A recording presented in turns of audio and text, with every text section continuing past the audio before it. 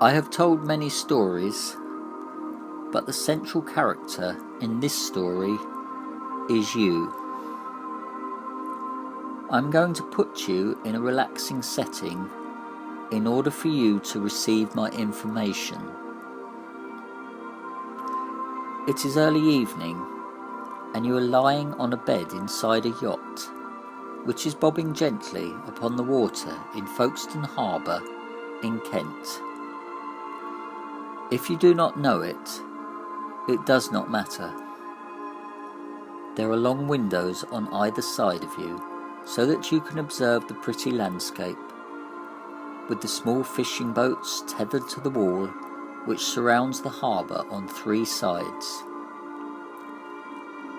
The 4th side of the square enclosing the harbour consists of a brick rail viaduct which runs across the water over a series of arches. Beyond this is the English Channel, and to the left you can see the green grassy headland with a small round stone martello tower perched at its highest point. I have put you in this tranquil setting because you may find what you are about to hear somewhat alarming. There is a large TV screen on the wall in front of you and a remote control on the bedside table to your right. You pick this up and turn on the screen. A man's face appears and he begins to talk to you.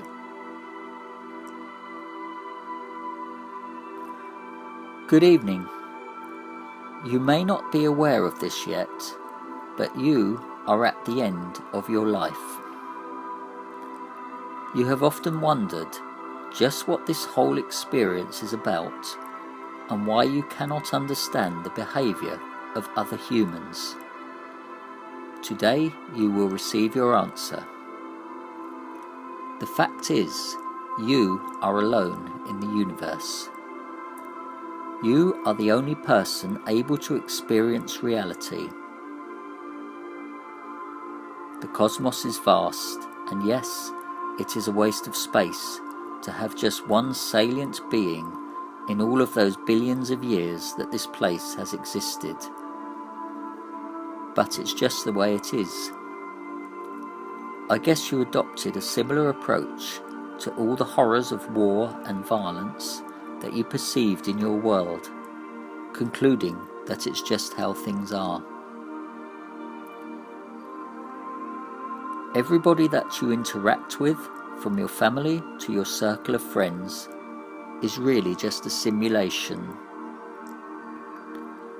Your mind is an advanced piece of computing machinery, and those people are merely other versions of yourself that you are running as an experiment to see what it would be like to be somebody else.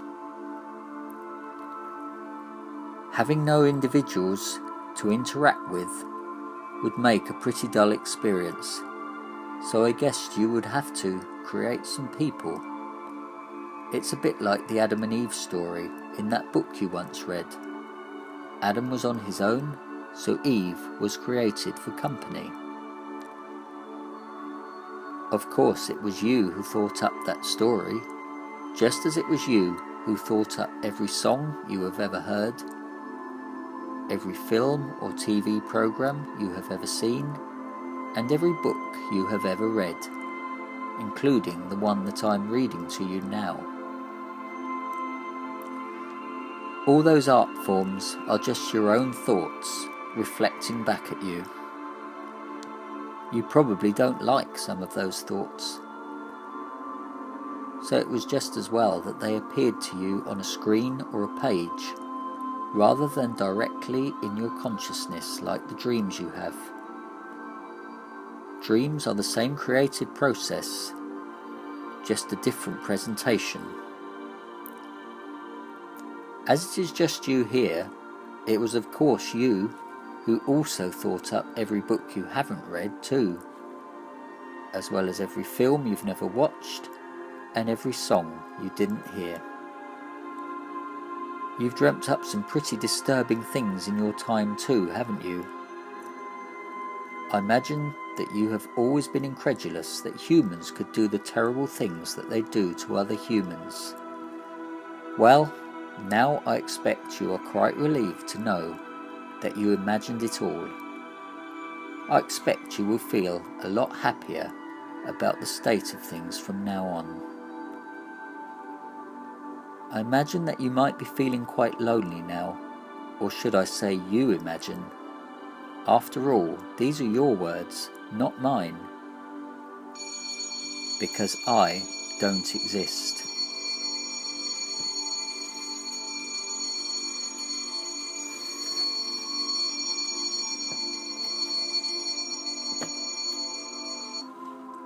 Now, there is just one small chance of extending your life.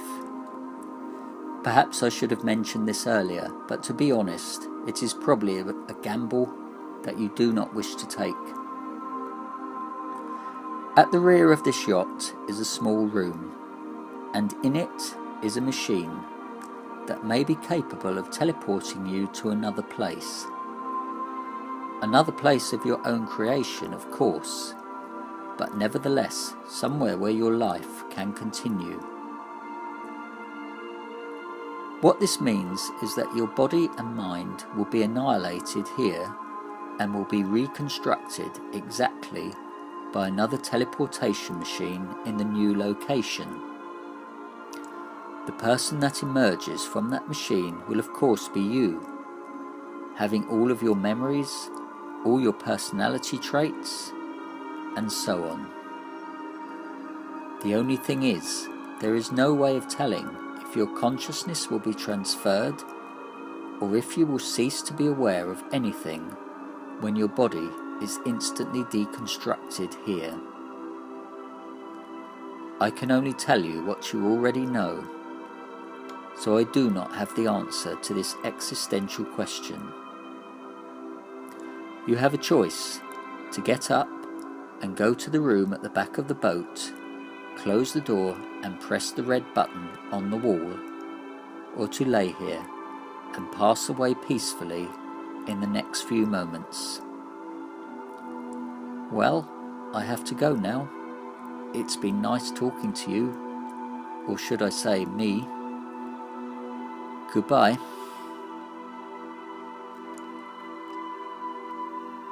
And with that, the screen goes blank. What a conundrum, you think to yourself. You have just received the shock of your life, and now you have but a few minutes to make the biggest decision you will ever make. On the one hand, you could be instantly transported to another place, in the same way that you suddenly found yourself on a yacht in Folkestone. Or you could disappear completely, and a replica of yourself will carry on in place of you, inhabiting the universe that your mind created.